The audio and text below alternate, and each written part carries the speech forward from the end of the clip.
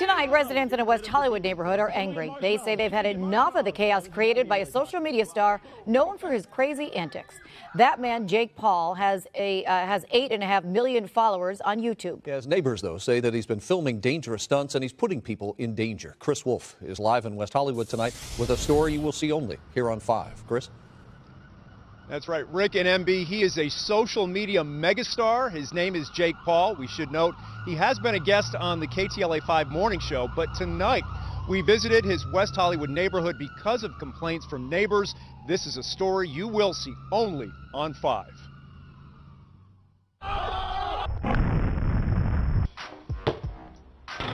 Social media and internet sensation Jake Paul thrills his fans with wild stunts and antics. Take your left hand off and push.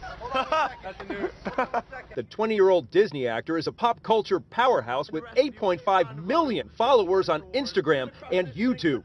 He rents a large house in an upscale West Hollywood neighborhood, and this tight-knit community has become the new setting for many of his pranks and performances. The neighbors hate me, but I'm still gonna flip and send it.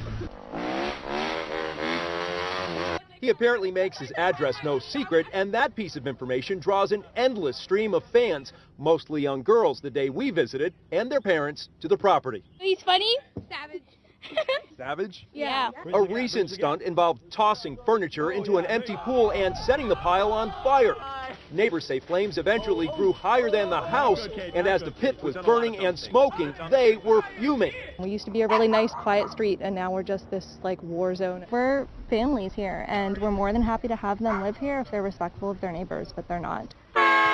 But as neighbors living with this every day, we're fed up. Look at him.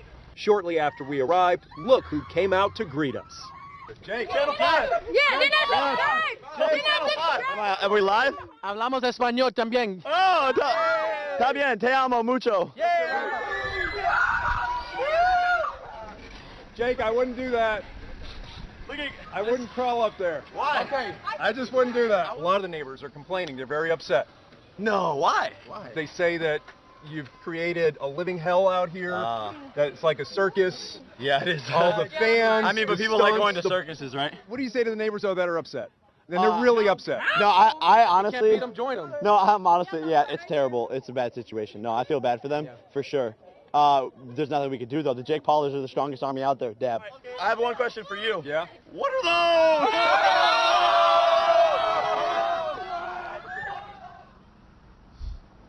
I guess he didn't like my shoes, but I don't think they're so bad. Neighbors I spoke with tell me next week they're going to have a special meeting with city leaders and police and code enforcement officials and so forth. Depending on what happens there, they will decide whether to file a class action public nuisance lawsuit against Jake Paul and the homeowner. We'll keep you posted. Live in West Hollywood, Chris Wolf, KTLA 5 News. All right, Wolfie, we thank you for that. Brought you last night, friends of social media star Jake Paul are responding after KTLA's report that Paul is wreaking havoc on a West Hollywood neighborhood. I wouldn't crawl up there. Why? I just wouldn't do that. I wanted to interview here. The 20-year-old YouTube star is accused by neighbors of performing dangerous stunts in the area and putting people in danger. Paul also gave out his address to fans who routinely flock to his house. Residents are considering a class-action public nuisance lawsuit against Paul. A friend issuing this statement on his behalf: "We totally sympathize with our neighbors." Mr. Nick Crompton right there. And delivered letters to them apologizing for the inconvenience and upset that the crowds caused by us living here. Hopefully, we will have a new home to move to.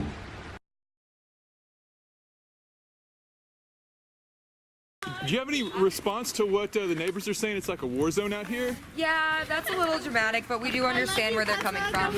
Yeah, I mean, you guys, that is crazy. Pretty lit from the inside, though. Yeah, I mean, they said it's like a war zone out here, and like there's like fires and stuff catching on fire and all that. We have really good special effects out there in the back. I don't see any fires, so that's crazy. What's up, bro? Hey, what are you? Jake, man. What's up, bro? Oh my God. You made it to be the #1 story on Daily Mail right now. You're. So you. I'm here with my friend Jake Paul. Hey, lit. So here, wait, hold on. I have an official reporter that's going to represent us as Team 10. Is a war zone? Do you feel that this neighborhood is a war zone? No? Do you think that Jake is a nice guy, or do you think that he's giving the neighbors problems? Hi, Jake. Huh? He's good. He's good? We think we saw Team 10 or Jake Paul's van rear end another car. We're gonna go check it out. He's still in standstill traffic. No one's moving really, so I think something did happen. We'll see in about like 5 minutes. It's right up there. All right, let's see. Moment of truth. Was I right or was I not right? All right, there's the police. Yep. There's the police right there. Let's see what we got. Oh, the Model X is probably part of the crew or something. That's why he was like, oh, look at the axle. It's fucked up. Yeah. Oh, fuck. It's pretty serious. Hey, look. Yup, that was definitely them, dude. No kidding. Dude, that van is fucked. Oh, man. What are the chances of that? We were actually headed towards a meet in, where's this meet at? West Covina. Base Tuesdays in West Covina, and we're on the opposite, we're on the south side, and we saw the van get in an accident, so of course I had a U-turn to check it out, so. Oh, there it is. Yeah, that axle is ruined, son.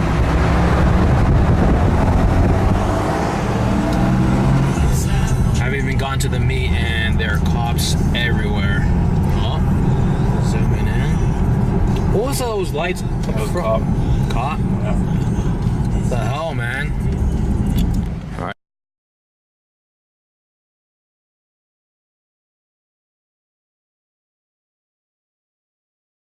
How do you translate 6 seconds of fame into a career for yourself? Lots of hard work. You know, I had to transition off of the platform and develop like the acting skills, and it was a good like kickstart to my career. And I had to like use that to get into these big rooms in Hollywood. And then once I was in these rooms, I had to like show my full potential and the acting skills that I have.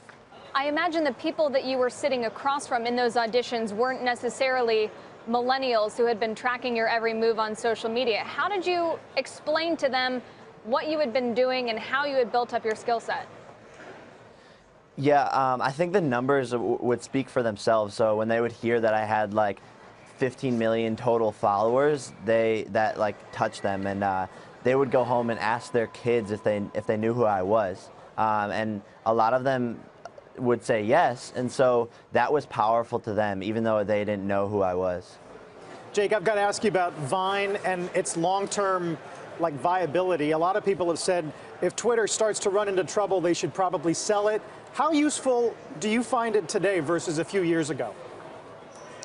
Yeah, so Vine was super popular a couple of years ago, and it's on its like dwindling edges along with Twitter, but they're still both very powerful platforms, and it's just about translating your content onto other platforms. So now like Instagram and Facebook and Snapchat are super popular, and so I just create content on those platforms and grow an audience there. And social media is kind of the same across the board, so you just have to know how to engage your audience, and you'll be popular on any platform that comes up. And then the other goal, Jake, of course, is to translate that into money. Can you share with us how much you're actually making from social media? Is it 6 figures, 7 figures? What can you say? So starting out, it was 6 figures, then moving up into 7 figures. Hello. As you get like yeah, as you get more and more popular and start to build a brand name for yourself in the space, you start working with big Fortune 500 companies, merchandising deals, you can tour. So there's a lot of ways to monetize. But if you have millions of fans and you can convert like even 5% of them to pay for something of yours, you're in the 7-figure range. We'll